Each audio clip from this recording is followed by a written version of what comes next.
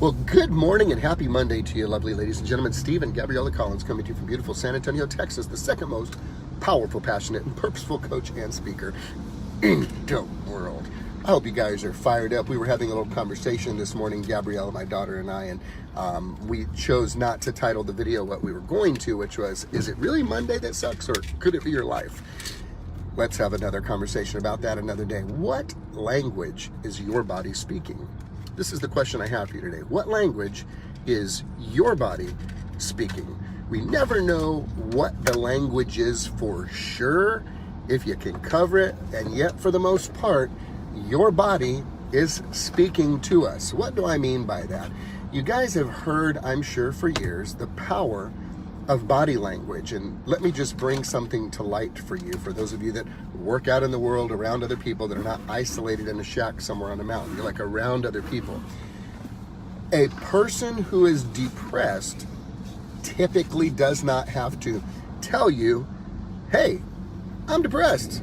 A person who is depressed typically does not have to make an announcement that they are depressed. In fact, their body does the speaking for them.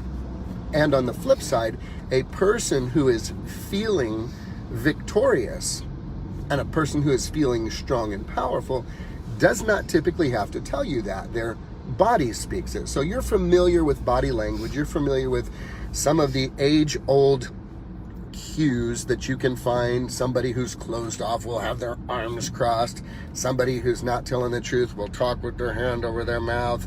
Somebody who refuses to make eye contact with you is probably hiding something.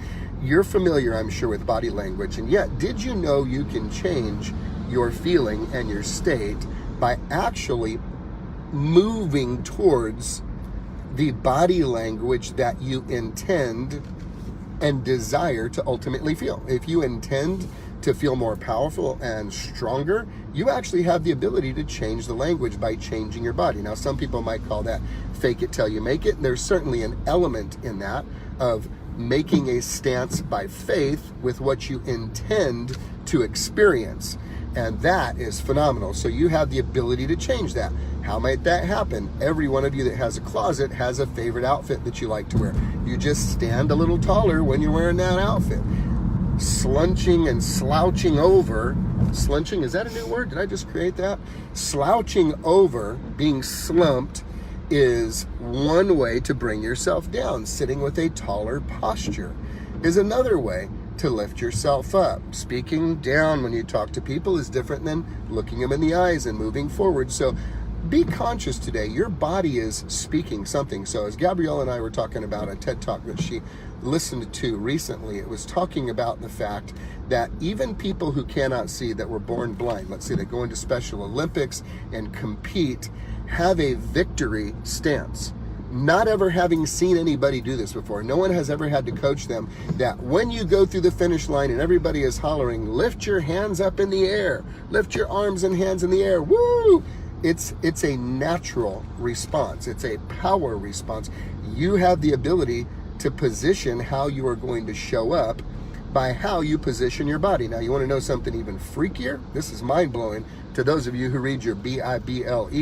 It's actually in the Bible about victory, and you would never know it unless you really looked at it. But there is an instruction in the book of Psalms where they're speaking to people that said, lift up holy hands to him in the sanctuary.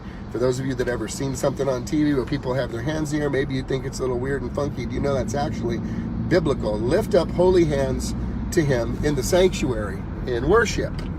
And there's something phenomenal that is a duality of that position in that type of environment, because two things are going on.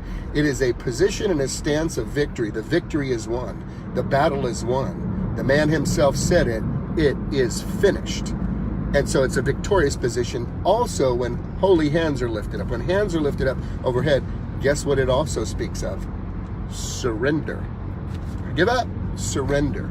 So it's a dual position of both victory and surrender. I am victorious in you, and I surrender my own choices, my own life, my own way. Have your way with me. Live through me. Do big things through me. After all, when you're in the hands of your manufacturer, who actually reads the instructions, the opportunity for you to be, do, and have everything he intended for you to be, do, and have actually shows up. What language is your body speaking today? And did you know you can learn a new language very quickly? Simple question. Hope you guys have a great Monday.